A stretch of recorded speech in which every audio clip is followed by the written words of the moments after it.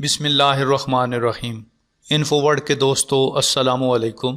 آج کی اس ویڈیو میں آپ کو یہ ایک بہت بڑی خبر دینے جا رہا ہوں کہ عمران خان کو سال 2020 کے لیے مین آف دا ایئر قرار دیا گیا ہے۔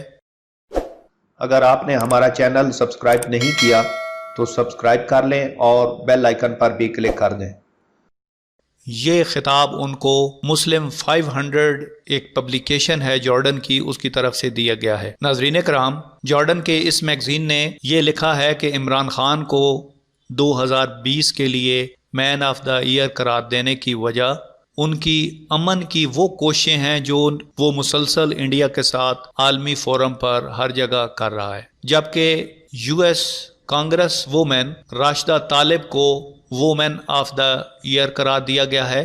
اور میں آپ کو بتاتا چلوں کہ راشدہ طالب ایک فلسطینی نژاد امریکن خاتون ہیں جن کی فلسطین کے بارے میں امن کوششوں کو سراہتے ہوئے جارڈن کے اس میگزین نے ان کو وومن آف دا ایئر قرار دیا ہے۔ ناظرین کرام، جہاں تک عمران خان کا تعلق ہے تو میگزین کے ایڈیٹر کا کہنا ہے کہ اگر 1992 میں یہ میگزین پبلش ہوتا تو وہ عمران خان کو اس وقت بھی مین آف دا ایئر قرار دیتا، کیونکہ ان کی ورلڈ کپ کے حوالے سے جو کوششیں تھیں ٹیم کے اندر اور اس پورے ٹورنامنٹ میں وہ قابل ستائش تھیں۔ اب جب ہم ان کی بحیثیت وزیر اعظم بات کرتے ہیں تو اقتدار میں آنے سے پہلے 22 سال انہوں نے اس کے لیے جدوجہد کی کہ وہ برسر اقتدار آ کر ملک سے جو کرپشن ہے اور جو باقی مس مینجمنٹ کے حوالے سے معاملات تھے ان کو سالو کرنے کے لیے وزیر اعظم عمران خان ہمیشہ سے کوششیں کرتے رہے ہیں۔ اب برسر اقتدار آ کر وہ نہ صرف ان بدعنوانیوں کو جڑ سے پھینکنے کا تہیہ کیے ہوئے ہیں بلکہ وہ اس میں بہت بڑا کردار ادا کر رہے ہیں۔ اس سلسلے میں ان کو بہت ساری دشواریوں کا سامنا ہے، جس میں سب سے بڑی ان کے ساتھ وہ اسمبلی کے ممبران ہیں جو کہ مختلف پارٹیوں سے آئے ہیں اور وہ ان کا بھرپور طریقے سے ساتھ نہیں دے رہے ہیں۔ دوسری طرف کرپٹ سیاسی جماعتیں ہیں جو کہ اس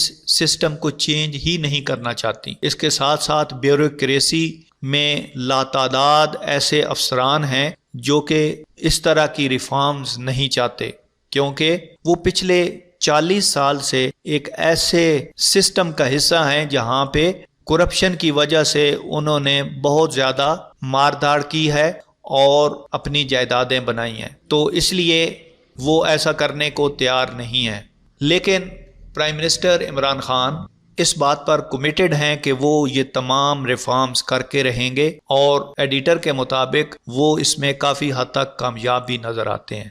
تو ناظرین، یہ پاکستان کے لیے ایک نہایت خوشی کی بات ہے اور اعزاز کی بات ہے۔ ہمارے سیاسی اختلافات اپنی جگہ، لیکن انٹرنیشنل لیول پہ اگر دیکھیں تو یہ پاکستان کے لیے بہت بڑا اعزاز ہے۔ عمران خان اور راشدہ طالب کے علاوہ جو باقی مسلم لیڈرز یا جو لوگ ہیں وہ شامل ہیں، ان میں پاکستان کے مفتی تقی عثمانی اور مولانا طارق جمیل بھی شامل ہیں جو کہ بہت بااثر مسلمانوں میں شامل ہیں۔ تو ناظرین، اب آنے والے وقت میں ہم دیکھتے ہیں کہ کیا یہ جو ان کو خطاب دیا گیا ہے اس کو وہ برقرار رکھ سکتے ہیں یا نہیں۔ ناظرین، آپ کمنٹ سیکشن میں اس پہ اپنی رائے کا بھی اظہار دے سکتے ہیں کہ کیا یہ جو مین آف دا ایئر 2020 کے لیے عمران خان کو منتخب کیا گیا ہے وہ بحیثیت پاکستانی آپ صحیح تصور کرتے ہیں یا نہیں۔ Thank you very much. Video کو لائک اور شیئر کرنا مت بھولیں، ساتھ ہی سبسکرائب بٹن پر کلک کرتے ہوئے بیل آئیکن پر بھی کلک کر دیں۔